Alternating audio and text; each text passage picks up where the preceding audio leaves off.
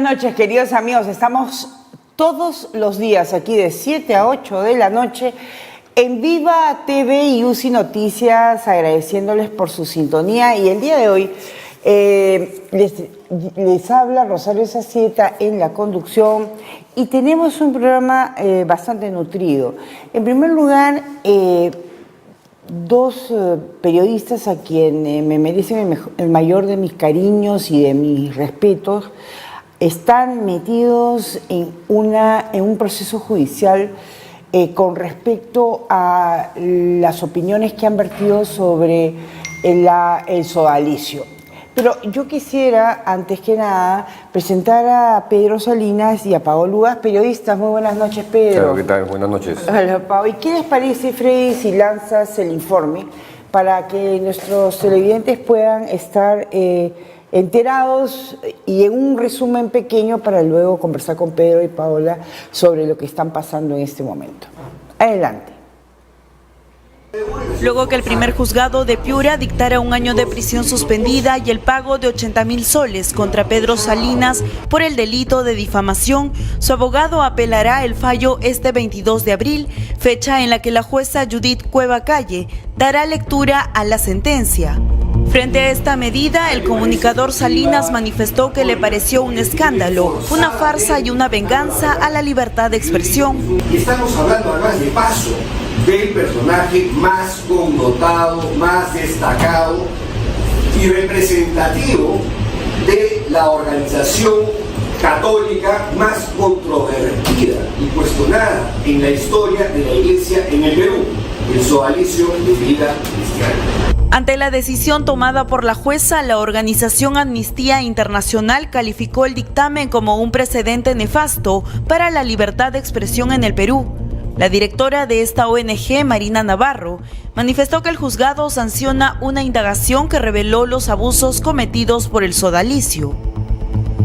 Como se sabe, la magistrada Cueva Calle, que preside este caso, liberó a 2 acusados de violación a menores de edad en Piura. Pese a las pruebas presentadas, la denuncia quedó archivada en el 2017. Recordemos que Pedro Salinas, autor del libro Mitad monjes, mitad soldados, en el que se denuncian los casos de abusos sexuales en la Iglesia Católica, fue acusado por el arzobispo de Piura, José Eguren Anselmi, por el delito de difamación agravada. Bueno, y estamos aquí con Pedro Salinas, que ya tiene un fallo condenatorio que viene desde el juzgado de Piura, para que nos explique, pero desde el principio, o como decía mi abuelo, si se puede, un poquito antes del principio, que nos expliques un poco qué es esto del sodalicio, cómo empezó toda esta trifulca y qué consecuencias tiene el fallo que ha expedido esta jueza. A ver, el sodalicio es una organización católica peruana que fue fundada en el año 71 por el limeño Luis Fernando Figari.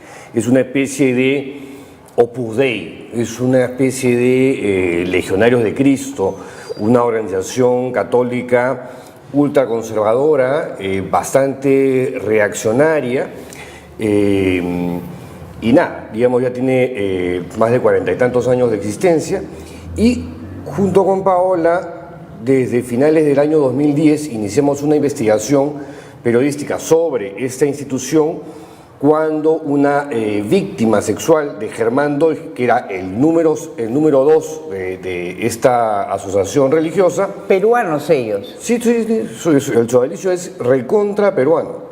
Germán Doig, y está así aquí. Germán Doig falleció en el año 2001. Correcto. ¿Okay? ¿Quién estaba en el primer lugar? Luis Fernando Figari. Ya. ¿Y él dónde está? ¿También es peruano? Él también es peruano y el sodalicio lo sacó fuera del país, actualmente reside en Roma, ¿no? Ya. En un lugar bastante bien acomodado, por decirlo de alguna forma.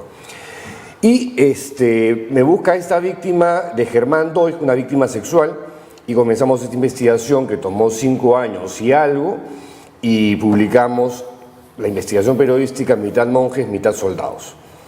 De ahí hasta la fecha han aparecido más casos, se han abierto 2 comisiones investigadoras, se ha intervenido el Ministerio Público, la propia Iglesia abrió investigación, el Congreso de la República tiene una comisión investigadora que está funcionando en estos momentos, y de pronto, a partir de la visita del Papa a Chile y Perú en enero del 2018, Pao, cuando el Papa está ya en el Perú, se da cuenta que en Trujillo el homenaje de bienvenida, en vez de dárselo el obispo de Trujillo, que es Monseñor Cabrejos, el actual presidente de la Conferencia Episcopal, lo hace José Antonio Eguren Anselmi, el arzobispo de Piura y Tumbes, quien es el representante más connotado de esta organización controversial que tiene una serie de señalamientos en materia de abusos físicos, psicológicos, sexuales y también de servidumbre moderna, algo que nosotros no llegamos a descubrir, se revela luego a través de la primera comisión investigadora que está conformada por 5 personas independientes que no tienen nada que ver con el sodalicio, ¿no? Entonces, Pao detecta esto, lanza 7 tweets, ¿no? Totalmente informativos, era pura data sobre el arzobispo de Piura. Yo escribo un artículo en el portal de La Mula, donde tengo un blog, que se llama El Juan Barros Peruano, en alusión a un obispo chileno que era muy cercano al pederasta más célebre de Chile, que se llama Fernando Caradima, y el símil, la metáfora, no le gusta al arzobispo. Entonces me manda una carta notarial para que me corrija. Yo le publico toda la carta notarial íntegra, algo que no se acostumbra. Usualmente los medios de comunicación glosan o y extractos, ¿no? recortan, yo se la publiqué completita, 3 páginas y pico. Y después me ratifiqué en lo que dije en la columna anterior, y como pensé que o podía haber un problema de comprensión de lectura por parte del arzobispo o yo me había explicado mal, entonces amplié un poco por qué dije que Eguren era el Juan Barros peruano. Y a partir de ahí, digamos, ya viene la cosa judicial, ¿no? Ahora, Contra mí. Sí, contra ti. Después viene contra Pao. Nosotros hemos tenido, como tuitera, ya tengo cuántos años tuitera, creo como 10, no sé, pero hay un tuitero, José Enrique Escardó, J-E-E-S, es su nombre, quien siempre señaló que había sido el primero en denunciar esos abusos en el año 2000. Entonces, él dice, yo fui el primero en denunciar los abusos psicológicos y físicos del sodalicio. En mi primera columna del año 2000, yo denuncio los abusos psicológicos de Eguren, entre otros, pero él está en la primera columna. Él no castigaba, pero se burlaba y disfrutaba con los castigos. Eso es lo que señala. Ayunos de una semana de lechuga y agua. Y nos obligaba a comer arroz con leche con ketchup hasta casi vomitar. Yo tenía 17 años recién cumplidos y Eguren me llevó a ayudarlo como acólito en una misa en el local de San Borja, que hasta hoy es la sede principal de sodalicio. Usaban incensarios de metal. Yo no sabía cómo operarlos. Se usan unas cadenas para jalar la tapa y así no quemarse con los carbones al rojo vivo. Él vio que lo estaba abriendo de la tapa.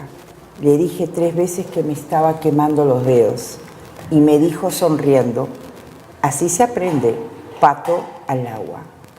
Terminé la misa con ampollas, quemaduras de 2º grado en la yema de los dedos. Él tenía auto, ni siquiera se ofreció a llevarme a la clínica. Brutal el testimonio de Gess. Es un relato reciente de José Enrique, pero es verdad que él en el año 2000 es el primero en denunciar los abusos del sodalicio y el primero que señala es José Antonio Eguren. Él aparece en la página 85 del libro, que es justamente el capítulo que se llama José Enrique Escardó, el primer denunciante. El primer señalado de los jerarcas del sodalicio en la publicación es José Antonio Eguren. El segundo se llama Alfredo Draxler. Entonces, 3 años después, Eguren no puede decir que recién se entera pues, de que se le está señalando o imputando abusos y maltratos psicológicos a los subalternos, que recién se entera, ¿no?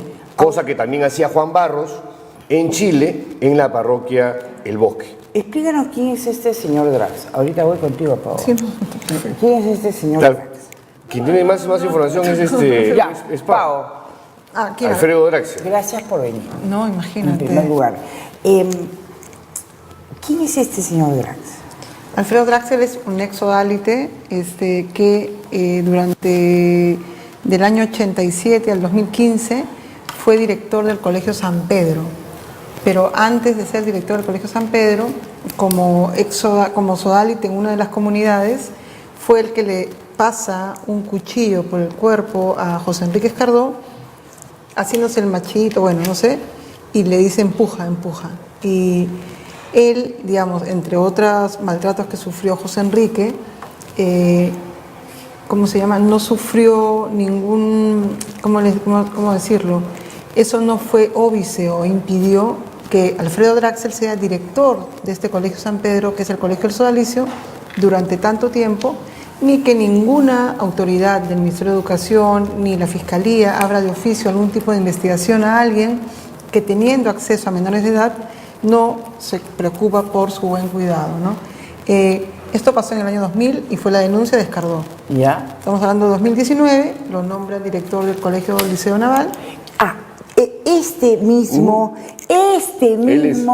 que estuvo en San Pedro en el año 2000 es el que sale como director del Liceo Naval. Él mismo. Y creo que Gés Escardó sale, pero como exacto. un cohete a decir, por favor, sáquenlo. No solo eso, justo coincide esa semana en la cual se revela que él había sido director del colegio, había sido nombrado director del Colegio Liceo Naval, que José Enrique está reclamando. Él va, Alfredo Draxel, a declarar a la comisión de Alberto de Belaunde y le preguntan sobre este incidente donde maltrata a José Enrique Escardó, y él dice que fue un juego, que yo te pongo la cuchilla aquí, yo te la jalo acá, no tenía ninguna connotación violenta, y lo repitió 3 veces, porque Alberto de Belaunde se lo recalca, y no había ninguna connotación violenta en ponerle un cuchillo en el cuello a un menor de edad, ¿no? Bueno, a ver, si, señora televidente, que le pongan a su hijo un cuchillo en el cuello y después digan de que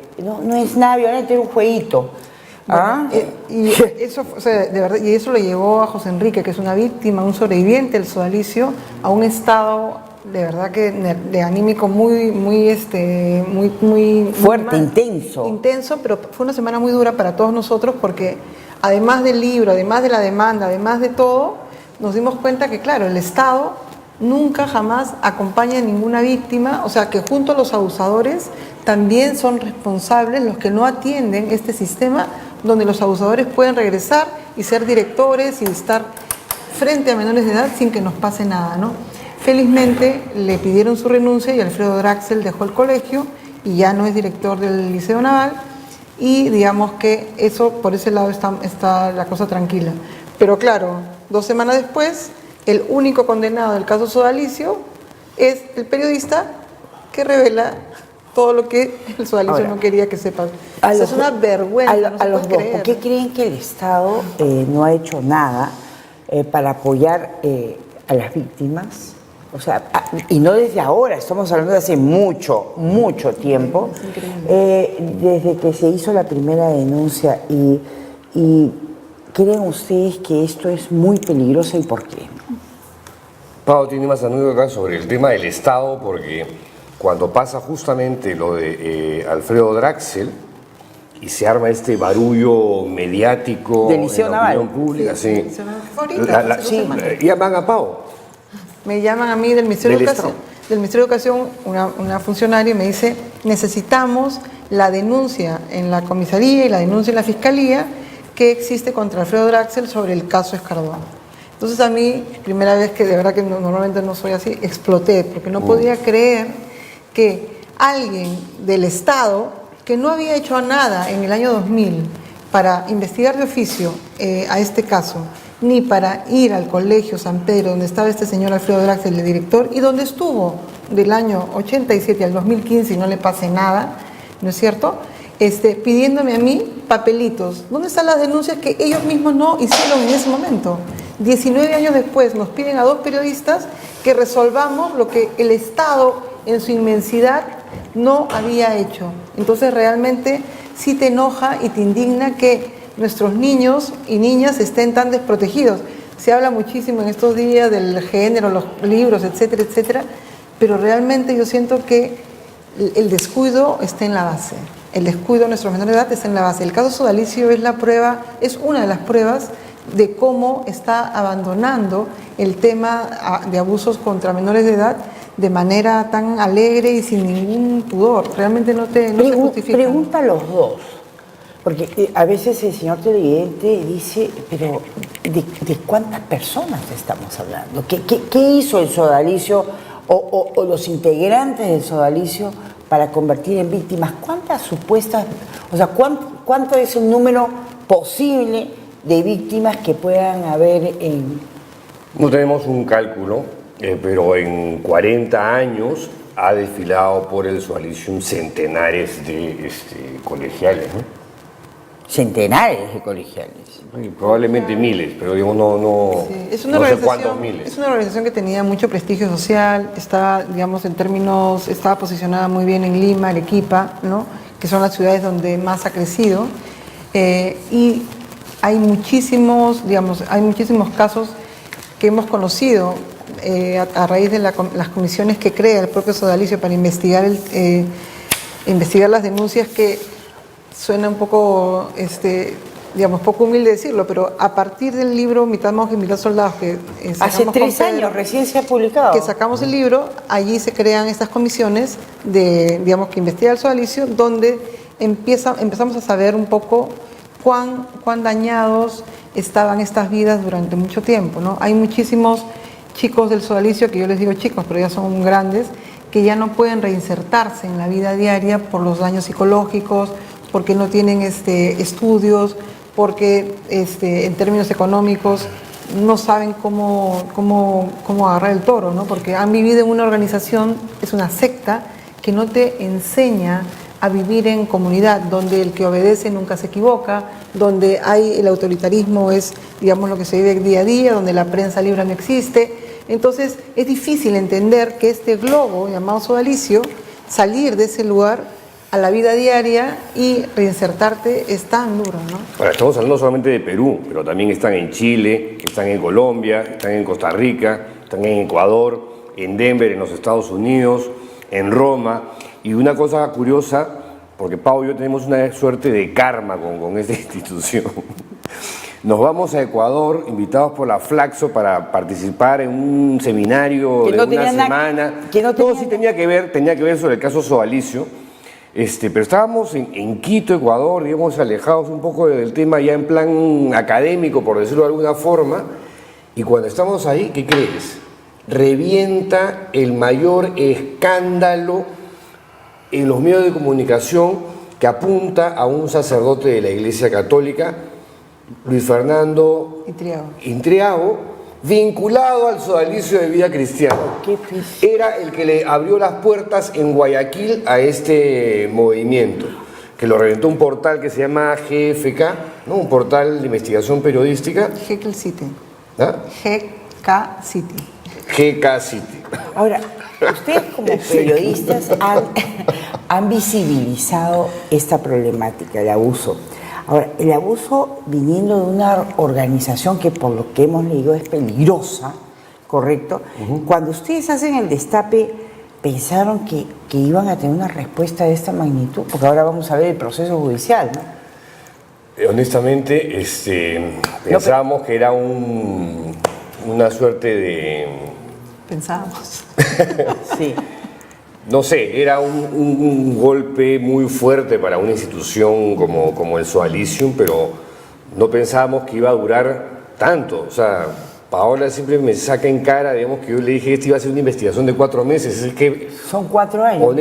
9 años. 9, Charo. Porque empezamos fueron en el 2010. 6. Porque fueron 6. No la vas a acordar porque Ya, vamos a ver otra cosa. Yo me lo voy a sacar en cara. Ahora, si bien... Pero yo honestamente pensé que iba a ser una investigación 4 meses y ya acababa el tema.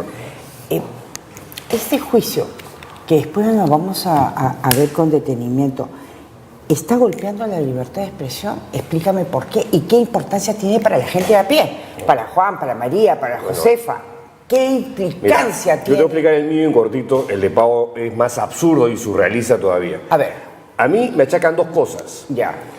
En primer término, al arzobispo Eguren, al obispo Sodalite, no le gusta el símil, la metáfora que hago de el Juan Barros peruano. Pero tú le contestas y le aclaras. Sí, pero no entiende. Él niega que no ha participado en la cultura de abuso de poder que se entronizó durante 40 años en esa institución, ¿no? En consecuencia, él siente que yo lo estoy agraviando y difamando en esa línea, porque dice que yo le he dicho creador. Yo no he dicho creador, que he sido copartícipe, corresponsable, co-creador. Sí. Luis Fernando Figari, Germán Doig, Virgilio Levalli, José Antonio Eguren, Jaime Bertel, entre otros, ¿no? La generación fundacional. Eso es lo primero. Y yo he dicho, y ojo, además, este obispo aparece como presunto implicado en una serie de hechos no esclarecidos todavía sobre tráfico de terrenos en Piura. Y como fuente, ahí está Al Jazeera, que publica un documental de 32 minutos que se llama Da Sodalicium Scandal, que lo pueden ver en YouTube. Y dos, ahí está también como fuente El origen de la hidra, del periodista de investigación Charlie Becerra, que hace un mapeo, una crónica muy concienzuda sobre el crimen organizado desde el norte chico hasta Trujillo, pasando por Piura. O sea, a mí me está condenando por opinar y, en segundo lugar, por citar dos fuentes periodísticas. O sea, no enjuicia a Al Jazeera, no enjuicia al periodista británico que da la cara en el reportaje, o a Daniel Llovera, que es el periodista peruano que le da voz al reportaje. No, me demanda a mí. No demanda a Charlie Becerra, me demanda a mí. Y a ti, cuéntame todo, ¿por qué a ti te denuncian?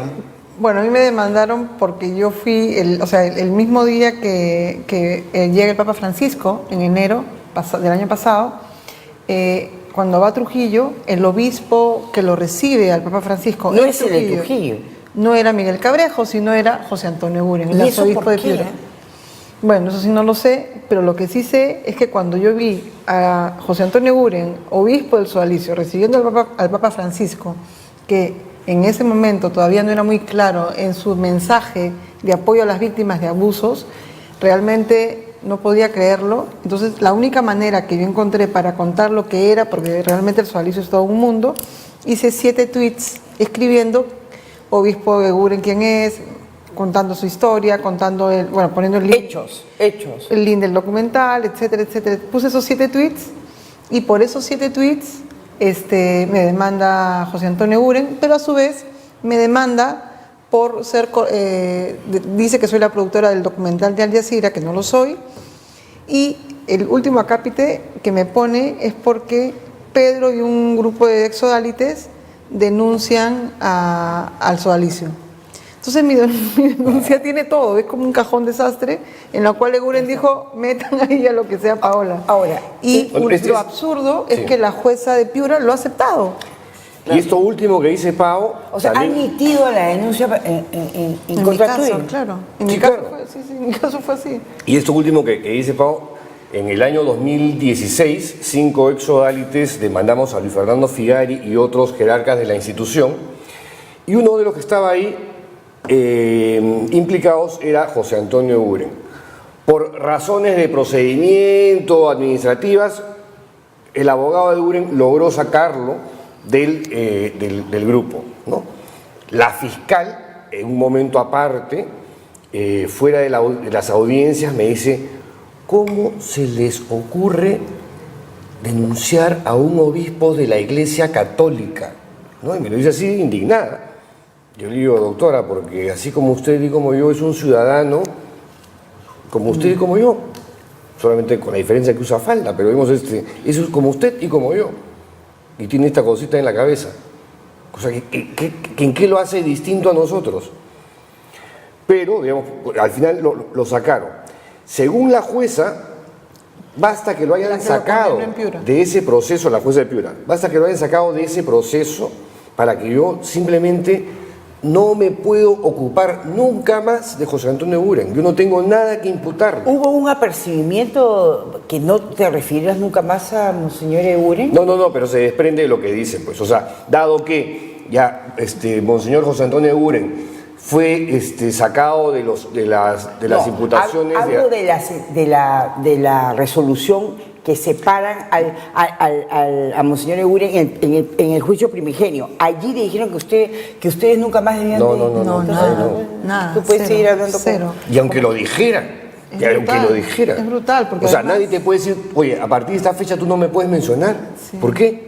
Sí, y además es un personaje público, ¿no? Así es. Hay una serie de, digamos, declaraciones anteriores, hay un montón de jurisprudencia sobre figuras públicas que pueden ser tratadas por los periodistas. Claro, ¿no? ahora lo que a mí me preocupa es, independientemente de esta situación, es el proceso en sí.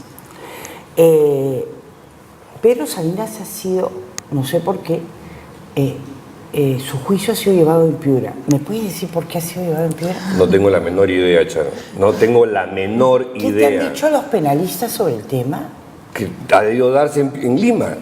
Si yo vivo acá, resido acá, yo en Piura no tengo familia, no tengo raíces, no tengo casa, no tengo nada. ¿Y cuántas la veces has demanda- tenido que ir?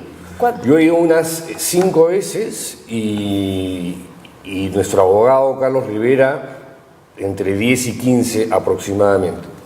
Y todavía no hemos terminado de dejar de ir. Todavía, a mí me faltan. Pau, ya se...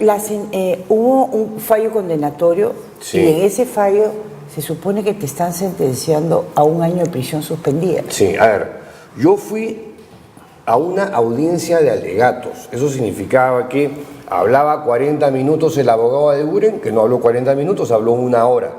Hablaba mi abogado Carlos Rivera, 40 minutos, él sí habló sus 40 minutos y yo hablé 15 minutos, ¿no? Y después de eso íbamos a esperar un tiempo de 8 o 10 días para ir a la lectura de sentencia. La jueza, después de todo el proceso, supuestamente iba a revisar todo de nuevo, ¿no es cierto? Iba a cavilar, reflexionar sobre el tema y dar un fallo meditado. Pero lo que dice a continuación de mi alegato es, bueno, toca su campanita, 30 minutos de receso, regreso para resolver. Yo le dije a Carlos, oye, ¿regreso para resolver? Eso no nos habían comentado nada de eso, eso me huele a sentencia, ¿no? Y Carlos me dice, así parece. Dije, ¿qué? Me acuerdo que la llamé a Rosa María Palacios y dije, Rosa María, parece que me sentencian ahora. No, y bueno, al final me sentenciaron. O sea, fallaron el fallo cuando me dieron el fallo condenatorio. Pero sin adelantado, fundamento. sin fundamento. Sin fundamento. Balbuceó un par de cosas la jueza, como que, por ejemplo, que el periodismo es información corroborada con fuentes y tiene que ser veraz y punto, ¿no? O sea, el periodismo de opinión, que es el que yo practico también, o sobre todo, ese no está en la cabeza, no está en el mapa de la jueza. Porque el tema, querido televidente, es el hecho de que una juez sentencie a un periodista que intenta descubrir, y así al parecer lo hace, sobre abusos contra menores.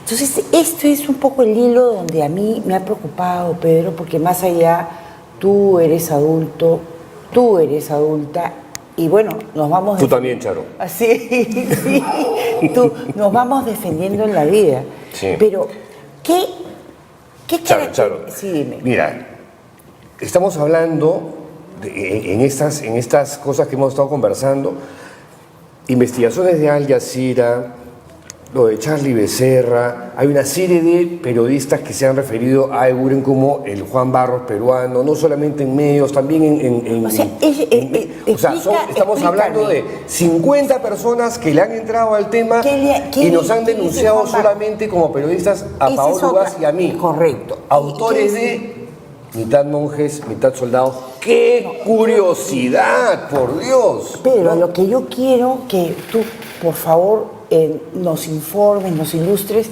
es para el monseñor Eguren, Sí. ¿qué significa este señor, monseñor Juan Barros. Juan Barros? ¿Quién es? O sea, ¿quién es? ¿De qué delito está hablando, estabas hablando tú cuando lo comparas con... Yo no le imputo delito. ¿Pero a quién José es esta Antonio Eguren. persona? Juan Barros era la persona más cercana al pederasta más célebre de Chile, que se llama Fernando Caradima. Como Eguren era una de las personas más cercanas al pederasta más célebre del Perú, que se llama Ajá. Luis Fernando Figari. Ay, bien. Entonces, era Juan una Barros- persona que estaba cerca a un abusador de niños. Pero en ese momento, Eso es- en ese instante, ni el Papa, ni la mayoría de gente, en primer lugar nadie sabía quién era Juan Barros, ni Ya. en Chile ni en el Perú, ¿no? Ni en Chile, menos en el Perú. Nadie sabía quién era José Antonio Eguren, ni en el Perú, menos en Chile. O sea, hasta en eso se parecen, mira. Y después, Juan Barros era de los que participaba activamente en maltratos psicológicos a los subalternos, en quebrarles la autoestima, algo que tú has visto también hacía José Antonio Eguren. Entonces, y así puedo continuar un buen rato. Él quiere forzar la cosa a que yo le digo que él es un encubridor sexual. Yo en ningún momento le digo que es un encubridor sexual. Le digo que se le conoce, le sabía todas las cosas al fundador. Todas estas que estamos hablando. Claro, y el motivo de mi pregunta es que esta jueza libera, o sea, acoge el pedido de este señor Eguren, pero ya tenía algún antecedente la jueza con respecto a fallos anteriores. ¿Quién es esta jueza que O sea, nosotros nos hemos enterado al llegar a Lima que esta jueza tenía, según útero P, pero punto final, que la jueza liberó a dos violadores de menores de edad en Piura y a un estafador. O sea, digamos, tenía varios anticuchos en su... Tenía sus cositas. tenía sus cositas? Bueno, tenemos en media hora... nos vamos a un corte, regresamos y seguimos con Pedro Salinas y con Bueno. Pau Gas un ratito para ir conversando sobre este tema, y si ustedes desean comunicarse con nosotros pueden hacerlo al 978-358-743. Volvemos en un instante.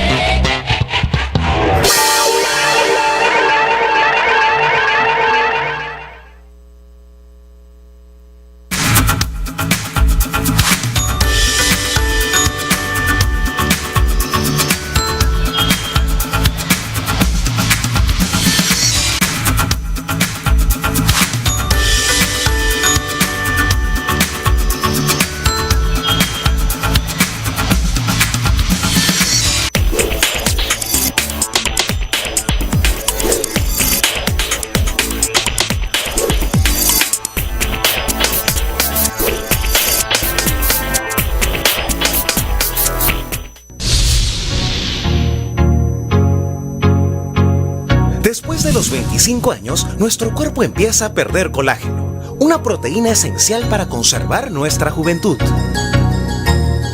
Collagen Premium es una deliciosa y refrescante bebida, reforzada con vitaminas y antioxidantes, que gracias al colágeno mejoras tu piel, fortaleces tus uñas y das más vida a tu cabello. Además, funciona como coadyuvante para regenerar los ligamentos de tu cuerpo.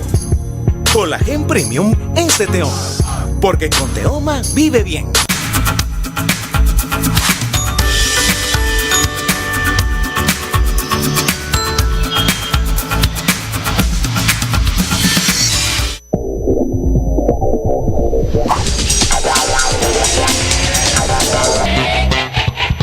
Esta noche tienes una cita con Rosario Sacieta, aquí por Viva TV y UCI Noticias.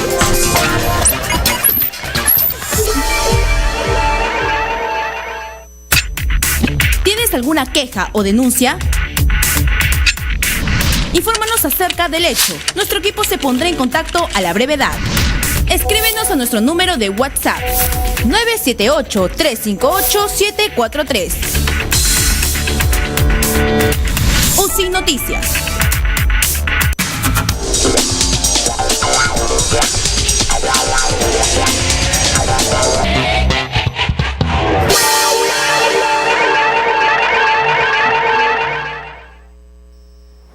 Bueno, y estamos con Pedro Salinas y Paola Ugaz, periodistas, quienes están pues dentro de un proceso judicial inexplicable con respecto a ser denunciados por difamación, denuncia presentada por Monseñor Eguren, arzobispo de Piura, y que ha ocasionado que Pedro tenga ahora un fallo condenatorio de 1 año de prisión suspendida. El 22 de abril van a leer la sentencia y... Le tengo que pagar 80.000 soles al obispo. Le tienes que pagar 80.000. Sí, pero la jueza buena gente iba a ser 200.000. Pero es tan buena gente que me la bajó 80. Tú sabes que en otros casos de niñas violadas, o sea, las indemnizaciones son 300 soles, máximo 1.000 soles. Pero al obispo, 80.000 soles. Y tengo que pagarle en 15 días. ¿Qué te parece? Eso tiene que sustraerse de la jurisdicción de Piura, ¿no, Pedro? Debería de sustraerse, No sé. ¿no? Porque realmente tú eres periodista y has hecho un libro y como tú mismo dices, no hay difamación. Me quieren chancar como sea, porque como dice Pau, una vez que me condenen a mí, condenan la investigación, condenan todo, o sea, invalidan todo, relativizan todas las investigaciones que nos ha tomado, en realidad, 8 años o 9, ¿no? Porque nosotros no hemos parado después del libro, y ese, para mí, es el propósito principal en el marco de una venganza institucional, aunque el Sodalicium lo niegue, porque están participando Eguren, las empresas del Sodalicium, los colegios del Sodalicium, todos amenazando con demandas por difamación, todos, al unísono. Y hay más cosas, digamos, que los vinculan, ¿no? Pero negarlo me parece un absurdo, un insulto a la inteligencia. Pau, ¿y tú, tu proceso cómo va? Cuéntame un poco, tengo entendido que ha salido de Piura ya, El ¿no? jueves votaron 2-1. Yo tuve la suerte de que me puedan aceptar la apelación, el pedido, perdón, de traer de Piura a Lima. Me dijeron en un principio que no, porque el honor del obispo Eguren se había manchado en Piura y tenía que ser resarcido en Piura, pero pudimos apelar y pudimos traerlo a Lima. En el caso de Pedro Salinas, como no adjuntó su DNI al pedido, no le aceptaron hacer el pedido de traer el caso a Lima. En mi caso... A ver, espera un ratito. Como no... Por una estupidez, que ni siquiera era un requerimiento formal. A ver, porque no incluiste la fotocopia de tu DNI, Mira, no te aceptaron me llega la demanda. De esas han pasado un montón. Me llega la demanda. No está- no Hablo está con Carlos sobre- Rivera. Es ¿ah? verdad. Le presentamos todo lo que requieren. O sea, Fundamentos de hecho, los de... Me identifico, sí, esta es mi casa. Mira, sí, efectivamente se refieren a mí, me están querellando a mí, te estoy respondiendo a ti, yo soy el querellado. Ya. Y tu DNI, búscalo en la RENIEC, pues, para que eres Poder Judicial. Igual, se lo manda Carlos Rivera y dice, no, ya muy tarde, extemporáneo. No se Entonces, aceptan. ponen en paréntesis mis recursos de defensa, mi rol de testigos, y como consecuencia, cuando quiero apelar para venir a Lima, No has podido pude. presentar ningún testigo. Sí pude presentar un testigo al final, que fue Martín Scheuch, que entró por Skype desde Alemania, ¿no? Pero lo que no pude es hacer el trámite que sí pudo hacer Pau para que mi caso se vea en Lima. Porque si el caso de Pau se ve en Lima, el mío también se pudo haber visto en Lima, ¿no? ¿Qué es lo que ustedes piden? En No realidad... justicia, No ¿no? justicia, nada más. Lo que pasa es que la diferencia, también una de las cosas diferentes que tiene que ver el caso de Pedro con el mío, ahora que está en Lima, es que José Antonio Eguren, el arzobispo de Piura, va a tener que venir a sustentar a Lima la querella contra mí.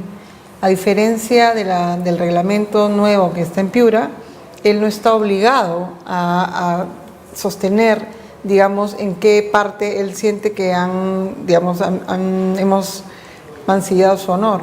En el juicio de Pedro, el gran ausente ha sido el obispo José Antonio Eguren. Ni siquiera le hemos visto, pero nada, ni siquiera una foto, al menos hubiera traído no, el abogado, que está en Locuaz. Nada, en Lima, a diferencia de Piura, va a estar frente a frente.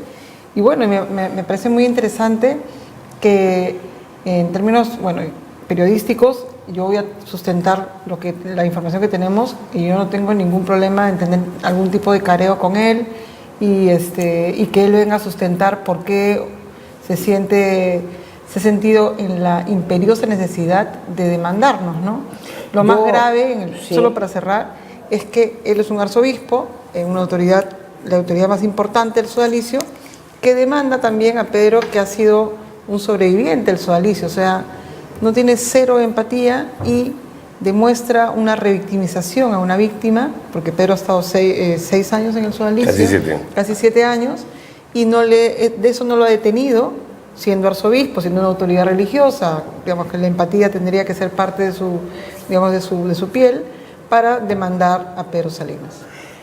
Esta parte, Pedro, en la cual muy pocas personas, o creo que casi nunca tú lo dices, y qué bueno que me lo vas a recordar, Pau, tú has estado dentro. Y tú has visto también estos abusos. O sea, a mí me han quemado el brazo, me destruyeron la relación con mi padre durante varios años porque intervenía en mis comunicaciones y me hicieron creer que él no me escribía y las cartas que yo le escribía simplemente nunca les llegaron. Yo me enteré de eso años después, cuando detectaron un cáncer a mi padre y él vivía en Caracas y yo fui allá para traerlo, ¿no? Y ahí por él es que me entero un poco, digamos, de la historia de lo que había ocurrido. Claro, en ese momento la preocupación por mi papá era, digamos, lo más importante. Cuando pensé, dije, estos malditos han hecho esto, no lo podía creer, pero digamos... cortar, tú dices, cortaron una relación paterno-filial para quedarse contigo, digamos, como soldado. Sí, es parte de la práctica sectaria que tenía el sodalicio. Te apartaban de tus padres, te aislaban de tus amigos, te hacían romper con tu enamorada y iban reemplazando tu mundo real, ¿no?, por el de ellos. ¿Cuánto tiempo ya después no ibas al barrio? En esos 6 años, ¿cuánto tiempo? O sea, mis padres se separan y mis padres nos íbamos a ir nosotros a vivir a Caracas una época. Pero al final eso no se concretó porque las peleas entre mi papá y mi mamá se dio justamente en el marco de esta separación física, digamos, o geográfica. Y el único que terminó, o sea, escribiendo o manteniendo una relación epistolar con él fui yo, ¿no? Porque era su engreído. ¿Y esas cartas nunca llegaron? No, o sea, digamos, el tiempo que yo he estado fuera de las comunidades del sodalicio, no tenían cómo interceptarlas. Ya. Cuando yo he vivido en San Bartolo, en las casas de San Bartolo, en el año 85, ese año completo, sí interceptaron todas las cartas entre mi papá y yo. Yo vivía en San Bartolo, en esa época. ¿En la playa sur? No, arriba. ¿Pero en la norte o en la sur? ¿Y que usabas esas chancletitas marrones de cuero, con la camisita de cuadros y eso? De cuadros no, celestes o blancas.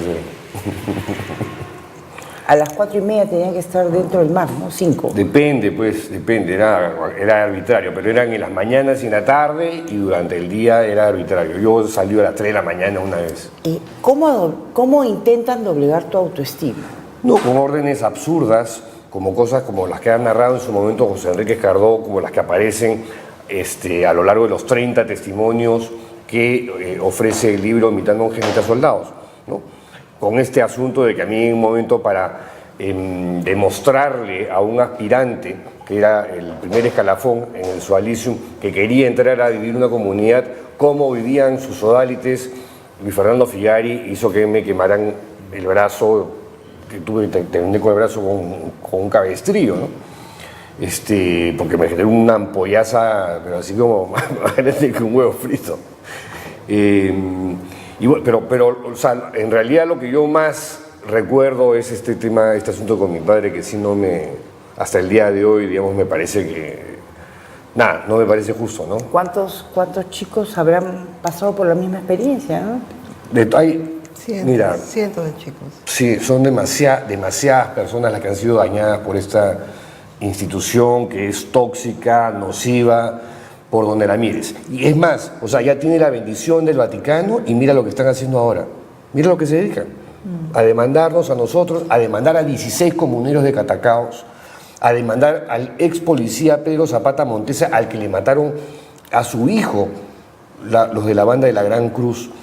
los colegios de San Pedro y Villa Cáritas sacan un video para amenazar a todo aquel que ose señalarlos en algún momento con alguna crítica, Hablando de cuestionamiento. estas amenazas, acaba de tuitear JS GES. José Enrique Escardó. Sí, José Enrique Escardó, pero a él le gusta que le digan GES.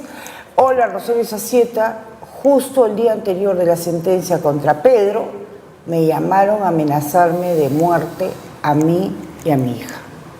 Dios mío. Ay, Dios Pero santo. sería- O sea, mira, la sentencia tuya, ¿cuándo ha sido? Mira, Hace una no semana. me sorprende. ¿Ah? No me sorprende. En el año 2001, cuando Cecilia Valenzuela sacó un reportaje de investigación donde salió también José Enrique, Sí. Jorge Bruce, entre otros, al reportero Diego Fernández Stoll lo amenazaron. Pero por ejemplo ahí, con esa denuncia que está haciendo José Enrique Escardó, o sea, de inmediato la Fiscalía debería estar haciendo una investigación de oficio y ubicándolo para poder hacer todas las medidas para que no le pase nada ni a él ni a su hija. Pero el Estado peruano brilla por su ausencia. Hay centenares, para mí hay más de 100 jóvenes del sodalicio, bueno, jóvenes les vuelvo a repetir, que muchos de ellos tienen muchos problemas para reinsertarse en su vida económica laboral.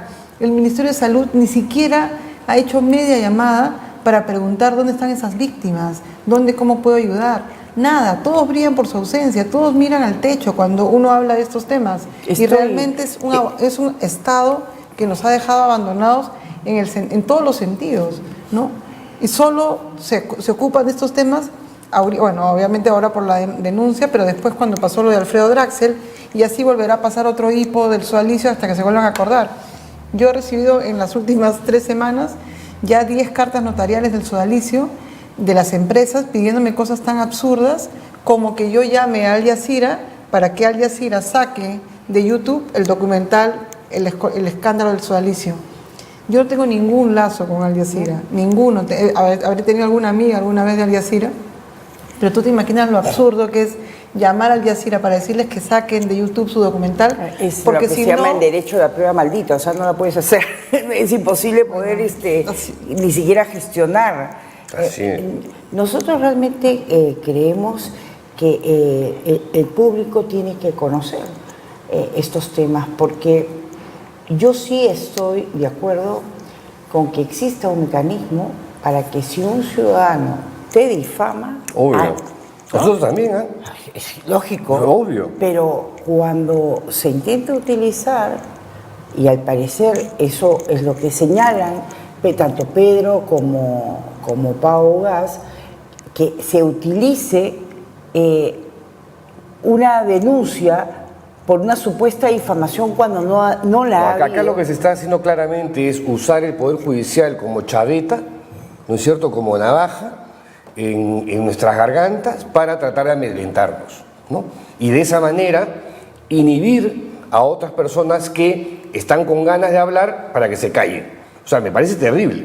O sea, porque al final es una vez más una manera de revictimizar víctimas que de alguna u otra forma se han visto liberadas con esta investigación periodística y ahora otra vez tratan de que cunda el terror ante ese tipo de demandas penales por difamación. El ¿no? 22 vuelves a ir a Piura. volvemos. Sí. ¿Tú también? ¡Eso, Pau! Eso es solidaridad. Me traen chifle. ¿Ah? Me traen No, chifle. sí, pero lo que está hablando Pedro es verdad. No es coincidencia que toda esta andanada judicial coincida con el informe final de la comisión que preside Alberto Belaunde en el Congreso, donde, digamos, con mucho esfuerzo, un equipo que trabaja con Alberto Belaunde ha ubicado víctimas para que hablen en reserva, en secreto, lo que sea, y cuenten lo que es el sodalicio.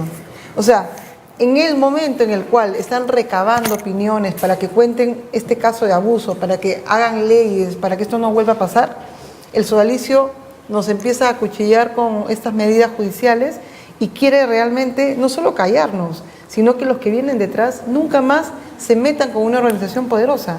Y eso para mí es lo más grave en este tema. El mensaje es: no te metas con el sodalicium, porque mira lo que le está pasando a Pablo Gas y a Pedro Salinas. Bueno, a mí más que a Pablo, porque yo ya tengo fallo, pero Bueno, les hemos dado Yo espero que en todo el Lima- tiempo Gracias, del Chao, mundo, gracias. Pedro y Pau, para que ustedes puedan manifestar sus inquietudes, su indignación, y de corazón espero que todo vaya por buen camino.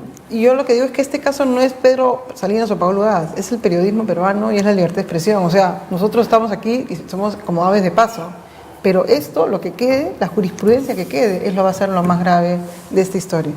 Nada, un cariño grande, pero quédate por ahí, porque estamos viendo, nos vamos a otro tema y tenemos un informe, ¿no?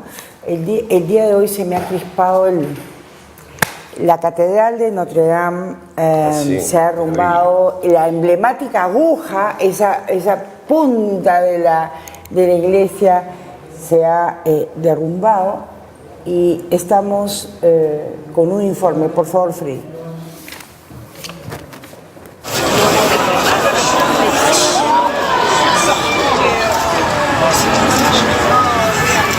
Uno de los monumentos más emblemáticos de París se vio afectado luego que se registraran grandes columnas de humo que salían desde la parte superior. Ah, sí.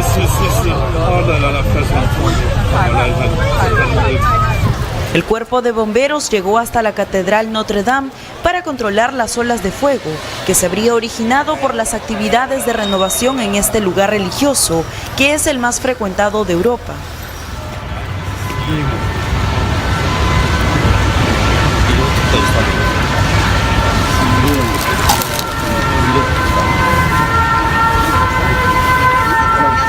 Los efectivos policiales realizaron la labor de rescate.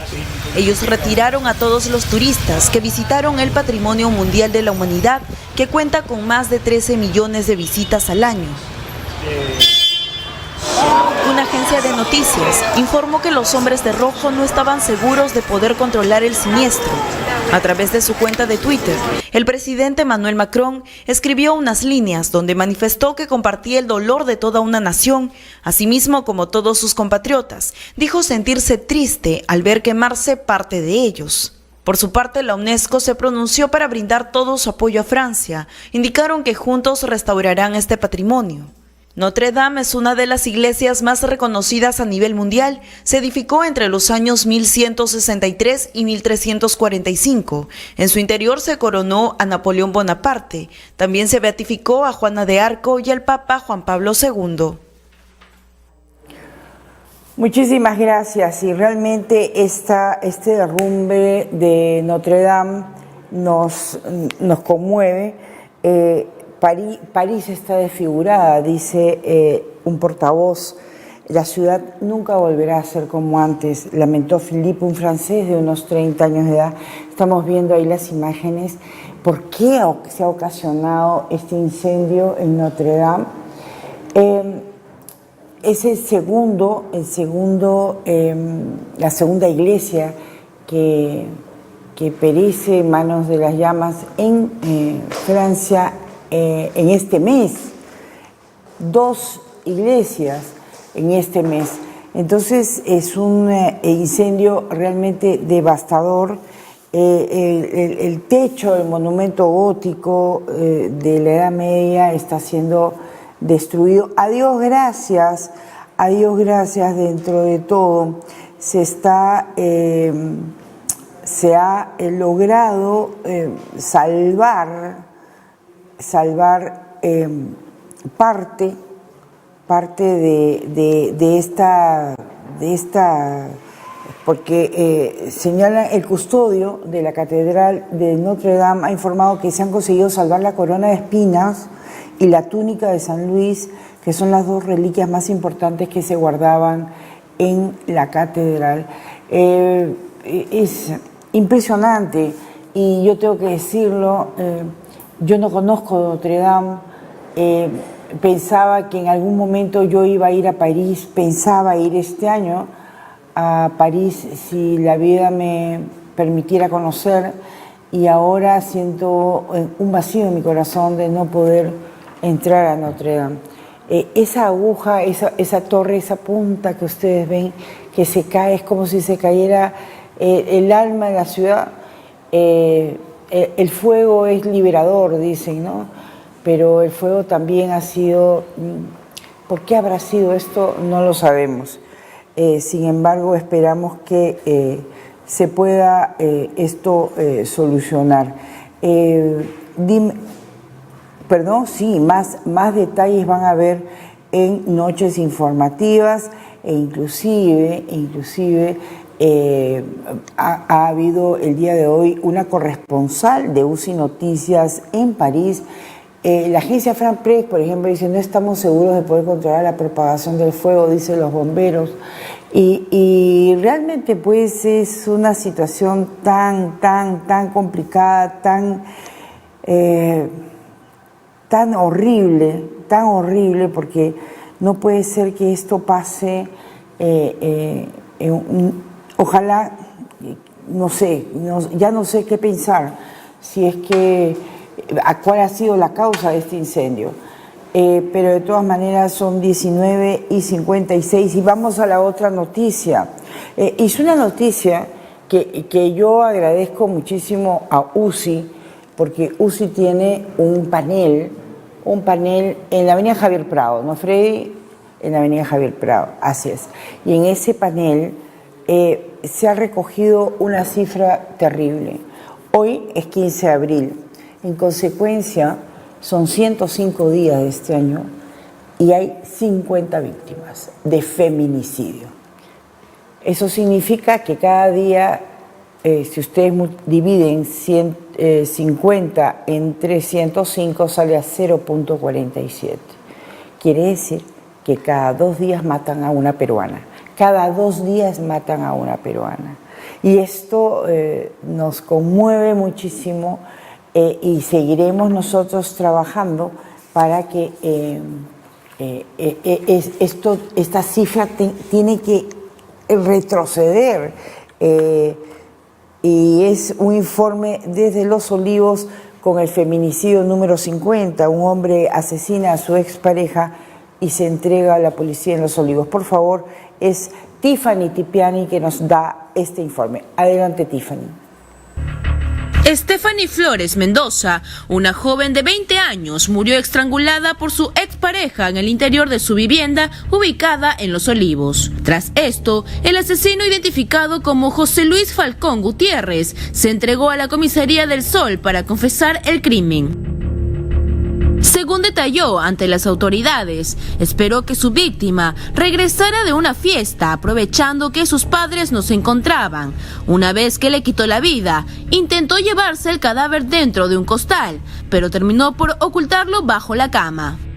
A pesar que la fallecida lo denunció por tentativa de homicidio a las autoridades, entre ellas el Ministerio de la Mujer, la denuncia nunca vio a la luz. 20 años tenía la niña, 20 años, y su papi le había comprado una máquina de coser para que pudiera tener un proyecto propio de vida. Ya no la tenemos, ya ella no está con nosotros. Exigimos desde lo más profundo del corazón y de la rabia y de la indignación que puede ocasionar que este tipo de muertes y asesinatos pare. Ahí está el Estado. Presupuesto general para poder hacer que se eche a andar, porque somos el 50% del país. No puede ser que cada 2 días una de nosotras muera. Freddy, por favor, con el pensamiento positivo del día.